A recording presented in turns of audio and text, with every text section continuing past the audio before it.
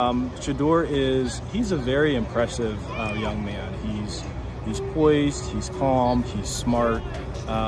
You can tell that he's been raised by, really quite honestly, a Hall of Fame dad.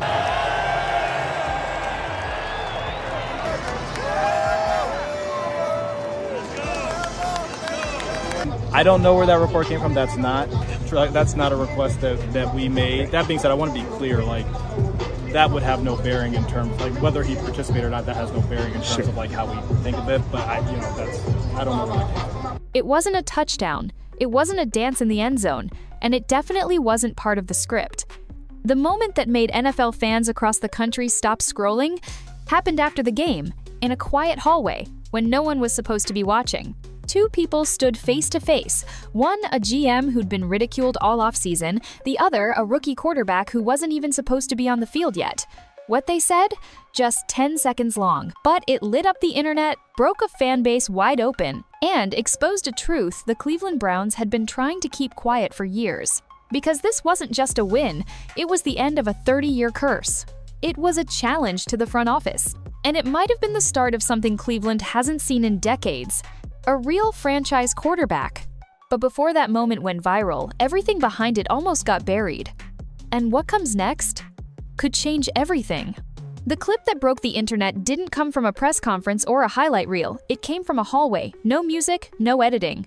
Just an awkward camera angle, two exhausted men, and a moment so quiet it felt like the entire NFL had paused to listen. Cleveland Browns GM Andrew Berry walked towards Shaduer Sanders, the rookie quarterback he believed in when no one else did. It had only been minutes since the final whistle, but the emotions in Berry's face told a much longer story, one filled with criticism, doubt, internal battles, and the kind of pressure that can ruin careers. His smile wasn't just a smile, it was half relief, half disbelief. The look of a man whose long-shot gamble just turned into a franchise-shifting moment on national television. You could hear the weight in his voice when he said, barely able to keep it together. "How does it feel, bro?" It wasn't scripted. It wasn't polished for the cameras. There was no media handler telling anyone what to say. It was raw, personal, unfiltered in a way that football rarely is anymore. And Shedeur? He didn't flinch. No hype, no cockiness, no wild celebration. Just a calm, focused answer that sounded more like a 10-year vet than a fifth-round rookie. The confidence wasn't loud, it was steady. The kind of confidence that doesn't need approval because it comes from knowing you belong. That single clip, no more than 10 seconds, told fans more about what was really going on inside the Cleveland Browns' front office than any official press release ever could. Because behind every high five and handshake, there was something deeper. Vindication. Andrew Berry had been taking heat for months, ever since he drafted Shaduer Sanders in the 5th round, a pick many called unserious, emotional, even desperate. He had quietly endured the noise. Now, in that hallway moment, you could see it lift off his shoulders. This wasn't just about a kid playing well in his debut. It was proof that the quarterback Berry dared to see differently might be the quarterback the Browns have been waiting for. That's why the clip exploded online, not because it was flashy, but because it told a true story, the kind you don't usually see outside of dramatic sports movies. But this wasn't fiction, this was very real, and it sent shockwaves through an organization that prides itself on control. The timing made it even more brutal. Social media timelines were still filling up with clips of Shadeur's debut performance, the poise in the pocket, the quick reads, the throws under pressure. Fans were already buzzing that Cleveland might have actually found the guy. And then this behind-the-scenes clip dropped. And suddenly, it wasn't just a good game, it was a reveal. A camera caught what the team never intended to show, how much pressure had been behind the decision to draft Shaduer Sanders, and just how personal it had become for the man who made that call. And here's what made this moment different. It wasn't just emotional, it was divisive. Fans weren't just reacting to the video, they were dissecting every second of it. The glance Berry gave before speaking, the way Shedeur nodded like he knew this vindication was coming, even the tone of Berry's voice. Some said it sounded like triumph. Others said it sounded like a warning. I was right, and you refused to listen. But behind all of the noise, everyone could feel it. Something inside the Browns had just snapped.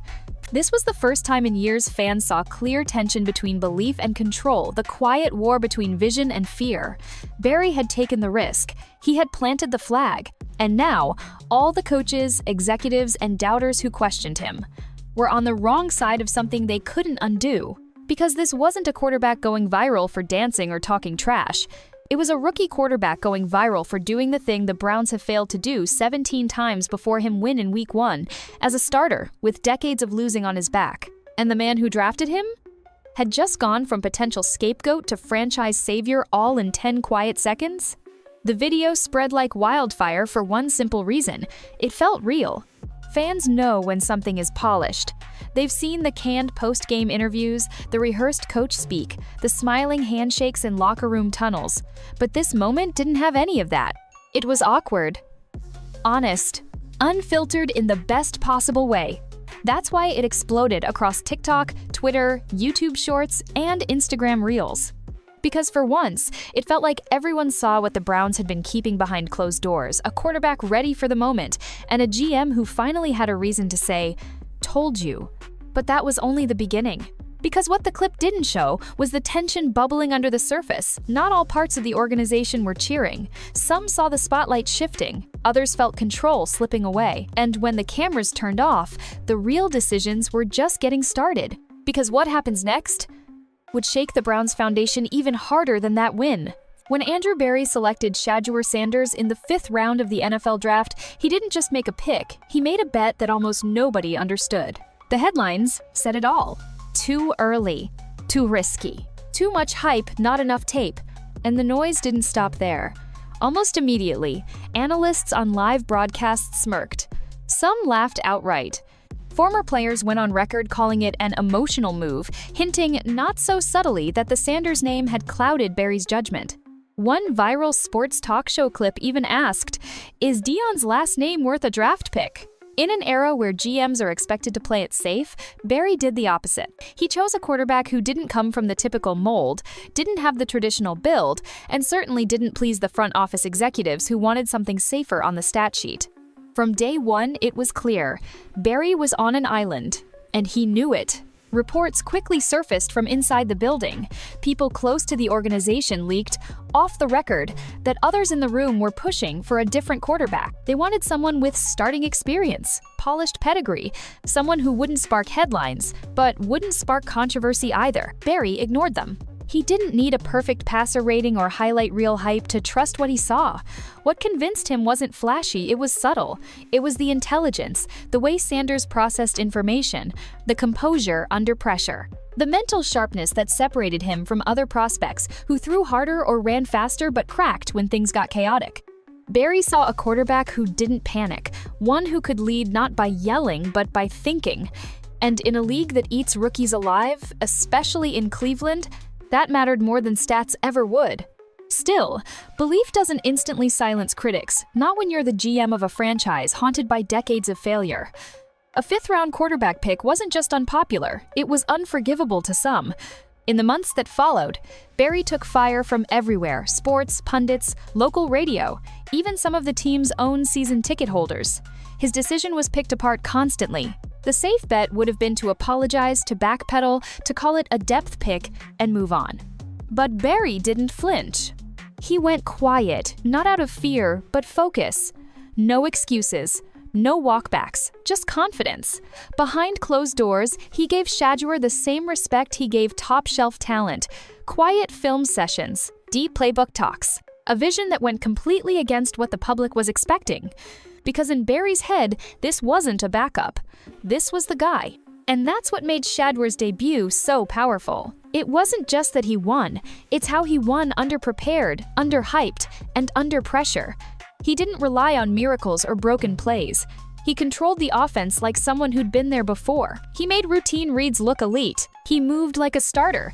He spoke like a starter. And most importantly, he didn't play like someone in shock over the spotlight. He played like someone who was waiting for everyone else to catch up.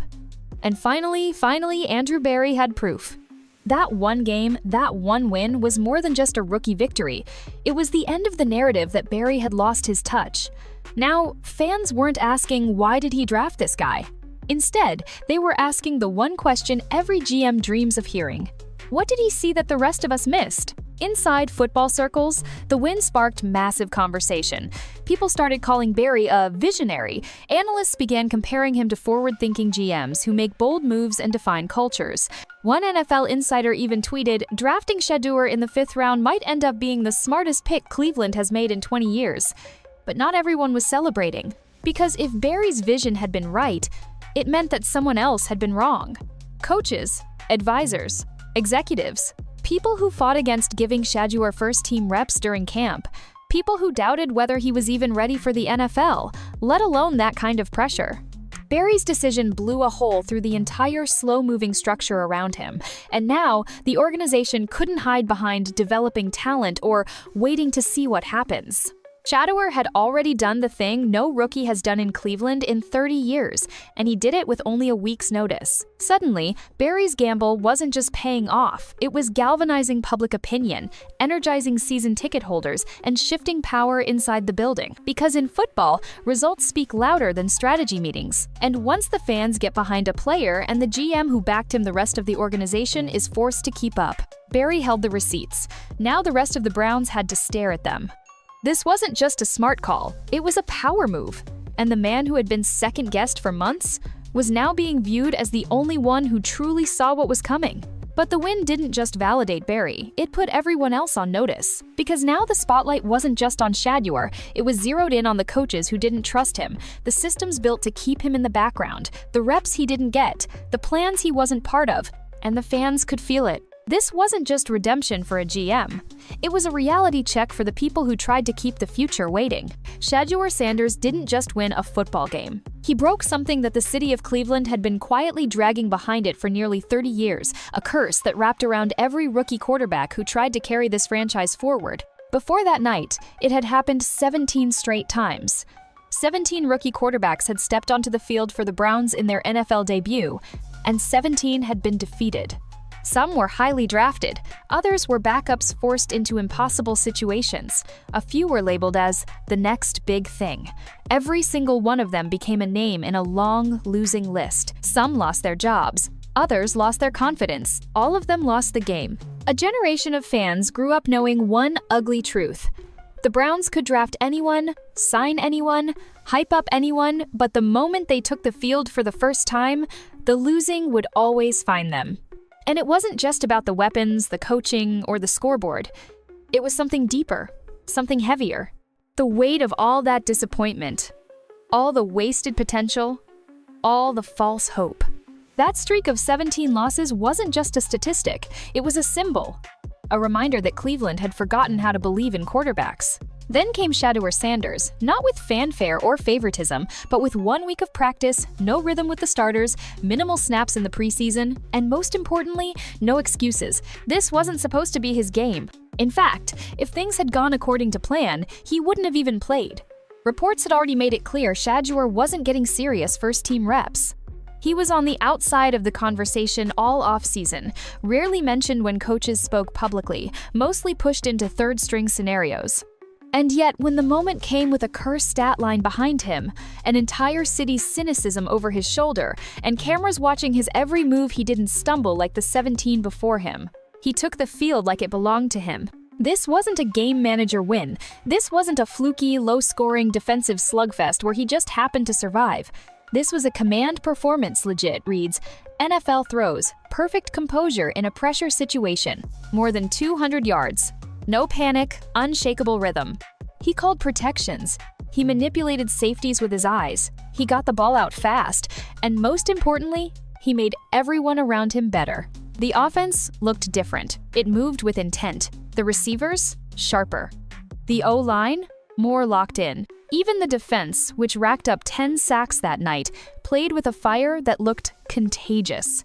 Browns fans know the difference between a quarterback who happens to be playing and one who takes over the room. This didn't feel like desperation. It felt inevitable. And maybe that's what really ended the curse. Not just that Shaduer Sanders won, but that he made it look like he was supposed to, as if he never believed in the curse to begin with. After so many years of instability, Browns Nation had been programmed to expect failure. So when the game ended and the scoreboard told a news story, fans weren't just surprised, they were stunned. Social media exploded, not with cautious optimism, but something far more rare: belief. People weren't asking, could this be the guy? They were saying, we found him. Because something inside them shifted that night. For the first time in decades, the most painful question in Cleveland had an answer.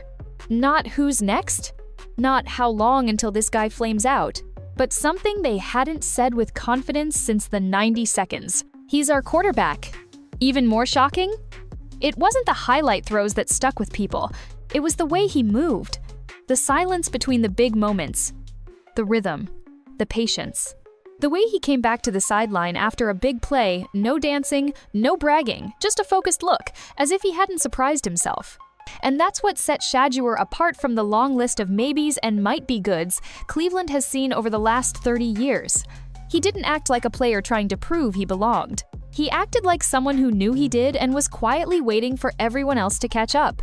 As that night wore on, the narrative transformed in real time. TV segments shifted from "Rookie gets lucky" to "Future of the franchise." Almost overnight, the question wasn't if Shaduer could do it again. It was how the Browns ever kept him out of the lineup this long. But while fans were still processing what they had just witnessed, the story was already changing. One small, strange decision in the post-game ceremony threw a match into the gas can of emotions already surrounding this win and instantly shifted the conversation from celebration to controversy. Because the player who had just made history didn't get the game ball. You'd think that after breaking a 30-year curse, throwing over 200 yards, and looking like a franchise quarterback after just 1 week of practice, Shaduer Sanders would be the one walking out of the locker room holding the game ball. But he didn't. And that's when everything changed again. As the post-game energy buzzed through the stadium and fans cheered for a long-awaited win, the moment that was supposed to seal Shaduer's place in Cleveland history quietly slipped through his fingers. The game ball, the ancient symbol of victory, the statement that says, "You were the one tonight," was handed to someone else. Myles Garrett. Now, let's be clear, Myles Garrett played like an absolute monster. 3 sacks, total dominance. Setting the tone for a defense that didn't just show up, it devoured the Raiders' offense from start to finish. He earned praise. He deserved spotlight. No questions asked. That's not where the controversy began. It started with what wasn't said, what wasn't celebrated, what wasn't put on full display in a locker room that had just watched history fall. The only rookie quarterback in 3 decades to debut and win for the Cleveland Browns, the one who stood calm while carrying every ounce of that cursed franchise history on his shoulders, wasn't given the symbolic nod that "you made this happen." And fans noticed. Quickly, the comment sections blew up, Twitter nearly broke, Reddit threads turned aggressive. Why didn't Shaduer get the game ball? Became the question no one in the organization had a good answer for. Some called it a simple mistake. Others weren't so kind. Because the decision didn't just feel off, it felt intentional, like a signal that someone, somewhere, still wasn't ready to fully embrace what just happened. This wasn't about shutting down celebration, it was about perception, about the deeper meaning behind that one piece of leather. In the NFL, a game ball goes beyond a trophy. It's a vote. Every time it's handed out, it sends a quiet but powerful message about who the team believes in. Giving it to a vet? That's stability. Giving it to a role player? That's chemistry. But not giving it to the rookie who just changed history? That felt personal. Whether it was or not, it was a moment that should have been pure, emotional, uplifting. Instead, it split the room. Not in loud arguments, but in raised eyebrows, side glances, and uncomfortable questions from media and players alike. In Shaduer, he didn't complain, he didn't react, he didn't even look disappointed. Just like he did on the field, he stayed calm, humble, composed.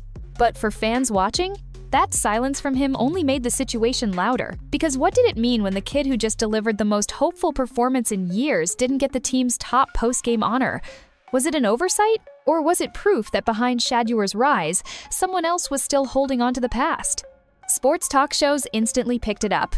One former player said, "The ball always tells the truth. If you don't give it to the guy who actually changed the game, maybe you're not ready to admit he's the guy yet." Others were more blunt. "They're playing politics," one analyst claimed. "They're still married to the old QB plan. They can't admit they were wrong too fast."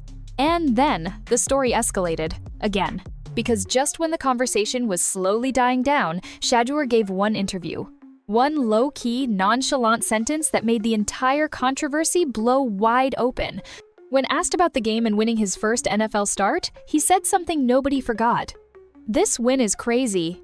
After only 1 week of practice." 8 words. That's it. But they hit like a sledgehammer, because in an instant, it confirmed what so many fans had already been whispering. Shaduer wasn't just under the radar during preseason. He wasn't just held out because of caution or injury. No, he didn't even get real practice time with the starters until 7 days before this game. He wasn't developed. He wasn't groomed. He was overlooked. Until the coaching staff had no choice but to put him in, and he delivered the kind of game players spend their whole careers chasing. And now, he was laying the truth out plainly, without bitterness, and without even raising his voice. That's what cracked the conversation wide open. Because if Shaduer could do all of this after getting overlooked, undertrained, and nearly written off by his own staff, then what else is happening behind closed doors? What other decisions are being made like this? And more importantly, if the coaching staff can't see a star quarterback when he's already proving it, then what happens the next time they hesitate? The moment that should have emptied the room with celebration had suddenly filled it with questions. Instead of full-blown euphoria, the Browns were now stuck in the middle of 2 rising realities. One, that Shaduer Sanders is everything this franchise has been missing. And 2, that not everybody in power seems ready to admit it. Myles Garrett got the game ball. Shaduer Sanders got the city. And as you'll soon see, the locker room followed right behind. In most cases, a rookie quarterback throwing for 200-plus yards, breaking a 3-decade curse, and walking off the field like a 10-year veteran would dominate the headlines for weeks. The story should have been about success, pride, and the beginning of something new. But in Cleveland, it turned into a scandal. And all it took was 8 words. When Shaduer Sanders sat down in front of the media fresh off one of the greatest franchise debuts in Browns history, he didn't campaign for more attention. He didn't boast about stats or say, "I told you so." He did what he's done since college, stayed calm, kept it simple, and dropped a sentence that made the entire city stop breathing for a second. "This win is crazy." After only 1 week of practice, he didn't even raise his voice. He wasn't trying to make a statement, but he did, because in that moment, Shaduer confirmed what every skeptical fan, ex-player, and beat writer had been whispering for months. He hadn't been given a real opportunity to compete from day one. 1 week. That's all the practice time he had with the starting offense. 1 week of running with the ones. 1 week of chemistry with the receivers.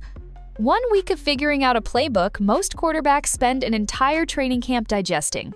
And somehow, he still delivered on a level that other quarterbacks, including the ones ahead of him on the depth chart, had repeatedly failed to match. That single sentence changed the entire narrative, not just about Shaduer, but about the people making decisions above him. Because if this level of performance was possible with just 7 days of real prep, why wasn't he given that shot sooner? The backlash hit like a tidal wave. Fans didn't just get mad, they got surgical. Within hours, Reddit threads were dissecting every report from training camp, listing out how many first-team reps were given to former starters. Twitter, or X for the platform, diehards, exploded with screenshots from past press conferences where the coaching staff had danced around questions about the QB competition. YouTube clips of Stefanski non-committally saying "we're still evaluating" started trending again, but this time with hundreds of angry comments. The message was unified. You didn't just ignore talent, you nearly buried it. Because now, fans weren't looking at Shaduer as a talented rookie with potential. They were looking at him as the guy who could have changed this team's trajectory months ago, if only someone had let him. The red flags were suddenly everywhere in hindsight. Training camp reports said he got fewer reps than most late-round defensive backs. Observers noted that he rarely worked with the first team. Rumors floated that the staff planned to ride with a safer quarterback all year, regardless of performance. Early analyst takes said he'd likely be QB3 to develop behind the scenes. And yet, when the Browns needed him most, when the team had no choice but to give him a shot, Shaduer didn't blink. He just delivered. Now, fans weren't just celebrating him, they were putting coaches on trial. And front and center in that interrogation was Kevin Stefanski, the same head coach who insisted for months that the staff liked the QB room as it was, the one who stuck with veteran depth out of stability. The coach who gave interviews saying, "We'll do what's best for the team," while a franchise quarterback was waiting silently with a clipboard in his hand. After that game, and after that sentence, none of those answers were good enough anymore. Because what kind of coach chooses stability when lightning is sitting right in front of them? And that's when things started getting ugly. Day after day, local Cleveland media began asking harder questions. Why didn't Shaduer get first-team reps sooner? Who made the call to prioritize vets over him? Was there ever really open competition? Why wasn't the offense being built around this guy? Stefanski tried to stay calm. He talked about evaluations and process, but fans had seen enough. The problem wasn't just that Shaduer had been ignored. It's that he'd already proven what the QB room should have looked like. And still, leadership seemed unsure about giving him the keys. Even worse, the closer fans looked, the more it began to feel personal, like politics were in play. Who drafted Shaduer? Andrew Berry. Who stood by the pick, even when people inside the building questioned it? Berry, who now looked like the most forward-thinking executive the Browns had hired in a decade. Berry. But Stefanski? He didn't look like a coach calling the future. He looked like someone clinging to the past. And the fans weren't the only ones who noticed. Reports began surfacing from inside the locker room. Players weren't shouting or taking sides publicly, but according to team insiders, murmurs were getting louder. Multiple veterans, both offensive and defensive, reportedly raised eyebrows at the game ball situation, and more than a few started referring to Shaduer not as a rookie, but as the guy. Little things carry weight in an NFL locker room. A hand on the shoulder, a nod in the hallway, a quick comment in the weight room. And all signs, quiet, respectful, but undeniable, were pointing towards Shaduer as the kind of presence players want to win with. And if Stefanski goes back now, walks away from all of that momentum, and returns to the original quarterback plan, he'll be going against the fans, against the locker room, and against the new power structure emerging inside his own front office. Because that 8-word sentence, "This win is crazy," after only 1 week of practice, opened a door the team can't close. It forced everyone, coaches, analysts, even rival teams, to ask one brutal question. How many games did the Browns already lose? Because they waited too long to give this guy a real chance. And once that question is asked, all the old excuses start to fall apart. What's left is a simple truth. The Browns finally found their quarterback. But if they're not careful, they might become their own worst enemy again. In the NFL, players know before anyone else. Before the analysts draw their arrows on screen. Before fans meme a throw into a career. Before the front office holds a press conference. Players always know who's real and who's just roster filler. So after Shaduer Sanders walked off that field with a historic rookie win and everyone else was still arguing about game balls, depth charts, and politics, the most important reactions weren't happening in front of cameras. They were happening in the locker room. And the message was clear. He earned it. All of it. This wasn't the kind of acceptance that gets handed out because of a last name, a viral moment, or because social media crowned him. This was earned in silence on the field, drive by drive, in the way he kept his head down, executed, and outperformed the entire system that kept him waiting far too long. Veteran players, guys who had seen more quarterbacks come and go than they could count, reportedly walked up to Shaduer after the game, not to hand him advice like a rookie, but to show him earned respect. According to insiders, a few simple phrases were shared. "You're the guy. That's your huddle now. Keep doing you." But it wasn't just what was said, it was how they said it. Slaps on the shoulder pads. Eye contact that lasts just a second longer than usual. Quiet nods with a different kind of weight behind them. For NFL players, this is sacred. You don't fake that. You don't give it out like a participation trophy. When a team believes in their quarterback, you can feel it. And this night, everyone in that locker room felt it. But not everyone was on the same page, and that's where the tension started to rise. Because players also know who the coach is back. They notice who gets the reps, who gets the leash, and who the playbook is really built around. And while Shaduer had just delivered the kind of performance that shifts franchises, he still didn't get the game ball. Inside that locker room, that decision didn't go unnoticed. Some players reportedly raised their eyebrows not in frustration or anger, but in confusion. Quiet confusion, the kind that spreads without raising a voice. One source close to the team said it best, "Everyone in the room knew who made history. Then we saw the game ball go somewhere else. And it got quiet." They weren't upset because Garrett didn't deserve praise. Frankly, he did. Getting 3 sacks in a game is elite. What hurt was what the moment didn't say, that the quarterback who lifted a franchise out of a 30-year nightmare still wasn't being recognized as the face of it. That kind of energy shift is dangerous for a team, or it can become the foundation of something powerful. It all depends on what happens next. Veteran offensive players reportedly felt energized that night. Not guests in someone else's huddle anymore, participants in a new kind of leadership. Guys who had spent the past few seasons hoping for stability seemed lighter. You could see it in post-game interviews, their words a little more animated. Not just celebrating a win, but relieved, finally, like they'd found someone who could organize the chaos. Even the defense, which will always ride or die with Garrett, seemed to recognize the difference. They dominated all game, earning 10 sacks, wild praise, and total control of their side of the ball. But afterward, they weren't just talking about themselves. They were acknowledging what they'd seen at quarterback finally. Because real leaders don't steal the spotlight, they change the temperature of the room just by being in it. Shaduer had done that. But inside NFL locker rooms, it's not just players who observe power shifts. Coaches notice it too. And when the sliding loyalty of a locker room no longer follows the depth chart, that's when things get dangerous. Kevin Stefanski wasn't booed. He wasn't publicly attacked. But behind the scenes, the pressure was reaching a boiling point. The quarterback he didn't start, didn't prep, didn't plan for just won over the one thing a coach needs to survive in the NFL, his team. And now Stefanski found himself cornered. Because any attempt to walk back to the old plan, returning to the safe quarterback pick, reshuffling reps, resetting the pecking order would face total resistance. On the surface, it might look like a football decision. But beneath that, it would be a war with momentum, with the fans, with the GM, with the very people in the locker room who are now saying, "That's our quarterback." There's nothing more fragile in football than trust, and right now, Shaduer has it. Not because he begged for it, but because he earned it when it mattered. And everyone knows. When a player has the locker room before he's even officially been named the starter, it's already over. You can't coach against momentum like that. You can't scheme around belief. You can't press pause on something that's already broken every rule and reshaped the temperature of an entire team. And if the staff fights it now, they're not just risking games. They're risking a mutiny. Because it's one thing to plan around a quarterback, it's another to stand in the way of one who just turned a cursed franchise inside out and didn't even need a full week of real preparation to do it. Football teams aren't democracies, but the locker room is always watching. And if the people playing, sweating, bleeding for wins are watching their new leader get overlooked, they don't forget that. Not this team.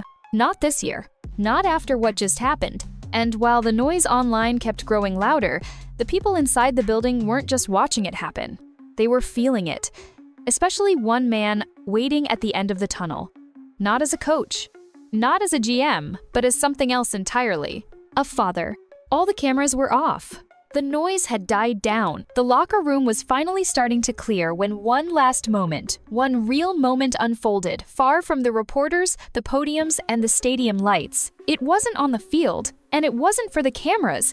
It happened quietly in the tunnel just outside the locker room. Shaduer Sanders was waiting. Not Coach Prime, not the Hall of Famer, not the loud voice behind viral press conferences or the man who changed college football in Boulder. Just a father, waiting for his son. And when Shaduer Sanders walked around that corner, fresh off making history in a city begging for a reason to believe everything else faded away. No words. Just a look. Father, son, one who had already lived in the spotlight, the other stepping right into it. Shaduer didn't scream. He didn't play to the camera. He didn't even smile like you'd expect. What showed on his face wasn't PR pride. It wasn't ego. It was weight and release. The weight of watching your son carry 30 years of Cleveland heartbreak onto the field and walk off undefeated. The release of knowing he didn't just survive it, he owned it. It wasn't loud, but it didn't need to be. The hug said everything. Hard, silent, long enough that even the security team, coaching staff, and reporters nearby just stopped and stepped back. They knew. This wasn't the time to interrupt.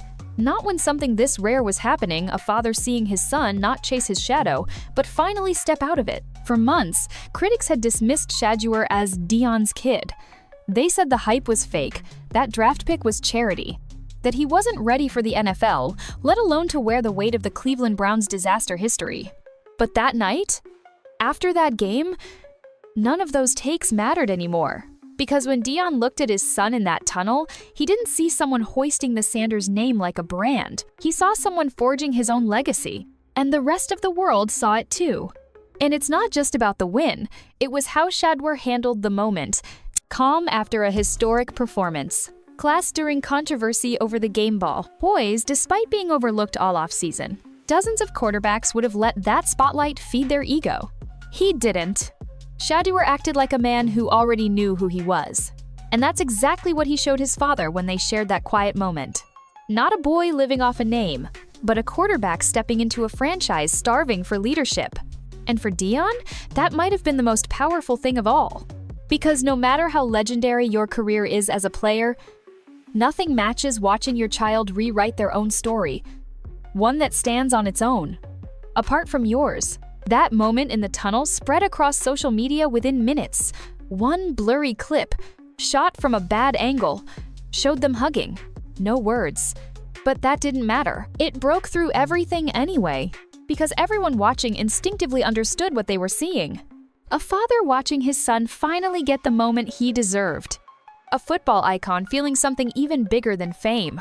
And a rookie quarterback confirming what millions had started to suspect. This is real. This wasn't a fluke win.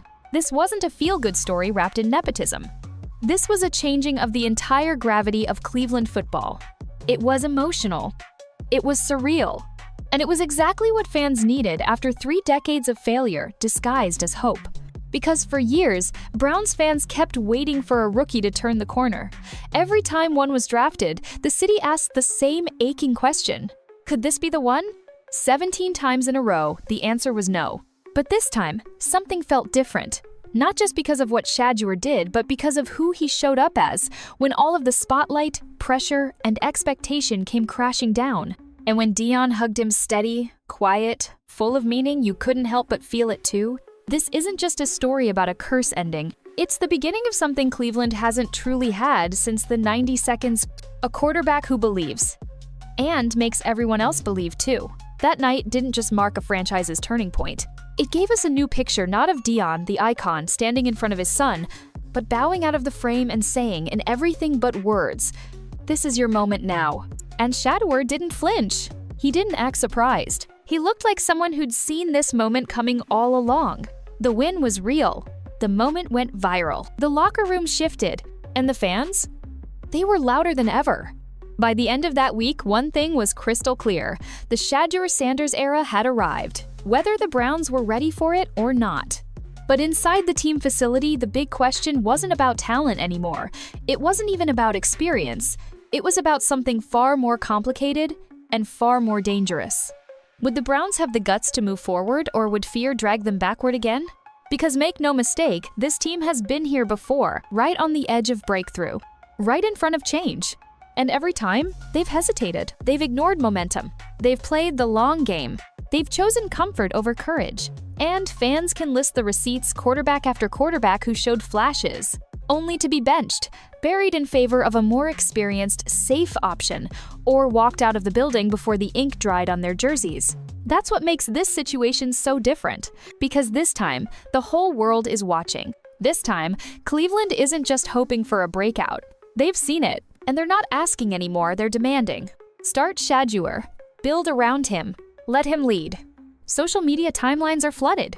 Hashtags like #StartShaduer, #BarryWasRight, and #QB1 now aren't fleeting trends. They're digital protests. Evidence of the most unlikely thing to happen in Cleveland in years. A unified fan base. And that's what makes the next move internally so high stakes. Because fans aren't afraid anymore. The locker room isn't unsure.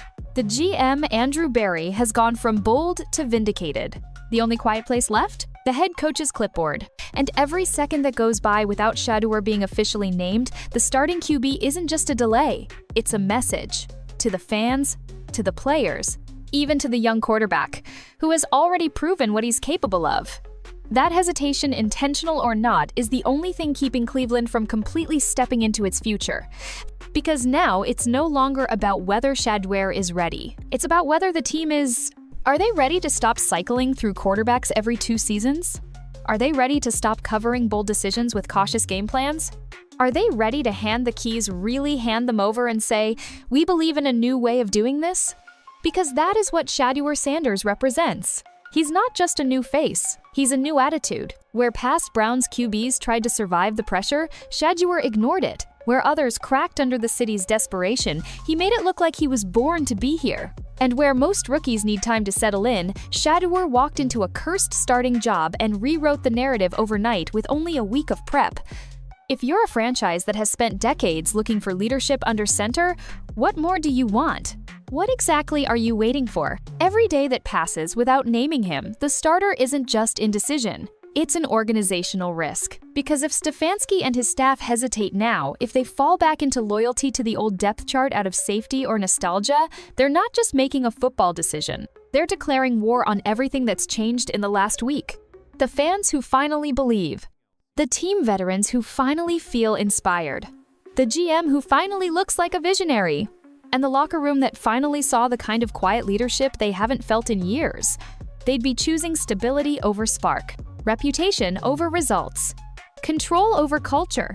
And worst of all, they'd be risking a return to the familiar heartbreak the entire city is trying to escape. Cleveland is at a crossroads, and this time, the GPS is working. They have their quarterback. They have the momentum. They have the moment. But they still have to make the move. And based on everything we've seen, if Shaduer goes back to the bench, the fans won't be quiet. The locker room won't be united. The narrative won't forgive it. It won't be competing QBs. It'll be politics over progress. That pressure is now sitting squarely on Kevin Stefanski's shoulders. And fair or not, he's no longer dealing with just a football situation. He's dealing with optics, energy, and the potential beginning or end of his tenure as the Browns head coach. Because the fans aren't just watching to see who starts next week. They're watching to see if the front office means it when they say things like, "We do what's best for the team. The reps go to the guy who earns them. We build around performance." They remembered when you chose conservative over creative. They remember the 0-17 rookie QB streak. They remember all the times the Browns almost turned the corner. And now, for the first time in decades, the corner's already turned. The only question left is, will the Browns walk through it? Or will they pretend they didn't see the road at all? For almost 30 years, being the Cleveland Browns' starting quarterback hasn't felt like an opportunity. It's felt like a curse. Every season, fans were told this time would be different. Every season, they watched the same cycle start all over again. Flashy draft pick, early hype, quarterback controversy, collapse, reset. No matter who wore the uniform, the outcome always felt the same. It wasn't just a streak, it was a symptom. Not just 0-17, but zero vision. A team that kept swinging at hope without ever believing in it long enough to let it grow. Until now, until a fifth-round rookie with only 1 week of practice walked into the most quarterback-starved franchise in the NFL and completely changed the conversation in one night. Shaduer Sanders didn't just win a football game. He cracked open every deep, unanswered question Browns fans have been asking themselves for decades. Do we even know what a franchise quarterback looks like anymore? Have we built an organization that supports greatness? Or just protects from failure? And if the right player shows up, would we actually recognize him? Or talk ourselves out of it? For once, the answer is right in front of them. Not just on film, not just on paper, but in the huddle, in the press room, and in every corner of the internet where Browns fans are saying the same 3 words. Start the future. Because this isn't a fairy tale built off one fluke game. There was no trick play, no lucky bounce, no miracle interception to save the day. Shaduer's debut was built on fundamentals. Pocket awareness, accuracy, timing, control. Not just a good game, a mature one. Not just a spark, the kindling for a fire this team hasn't had in years. This is what GMs dream about when they risk everything on an unpopular draft pick. This is what teammates feel when they know someone just walked into the room who can finally lead them. And this is what a real franchise does when that player steps forward. They hand him the keys and let him drive. They don't hand out the game ball to keep the peace. They don't downplay momentum behind closed doors. They don't hide brilliance under an outdated QB plan. They recognize immediately that this is the moment. Because truthfully, the Browns aren't choosing between quarterbacks anymore. They're choosing between old patterns and new belief. between the comfort of the past and the chaos of potential. It's not about who knows the playbook better. It's about who's already rewriting the story just by showing up. And right now, after decades of almost, maybe, and wait and see, the Cleveland Browns have, for the first time in a generation, something real. A quarterback who doesn't rattle under pressure, doesn't need the spotlight to perform, doesn't talk like a rookie, doesn't carry the weight of expectation like it's a burden, but wears it like armor. Someone who made a cursed franchise believe again, and didn't need 3 seasons or 10 excuses to do it. So if the Browns walk away from this moment, if they tuck Shaduer Sanders back on the depth chart, if they silence the fans, if they ignore the locker room, if they let overthinking and politics drown out the clearest decision they've had in 30 years, then the curse was never about the quarterbacks. It was about the people who were too scared to let the right one lead. But if they have the courage to admit the future came sooner than expected, to confront the systems and hierarchies that want to slow this down, to take the spark they just discovered and build around it instead of burying it, then something incredible could happen in Cleveland. For the first time in decades, the Browns aren't asking if they found their guy. They're living the moment where it becomes undeniable. All they have to do now is step out of the way. Because Andrew Berry already made his decision. Shaduer Sanders already proved his point. The fans have already chosen their quarterback. The locker room already knows who's leading them. And the only question left is, does the rest of the organization have the guts to let the future start?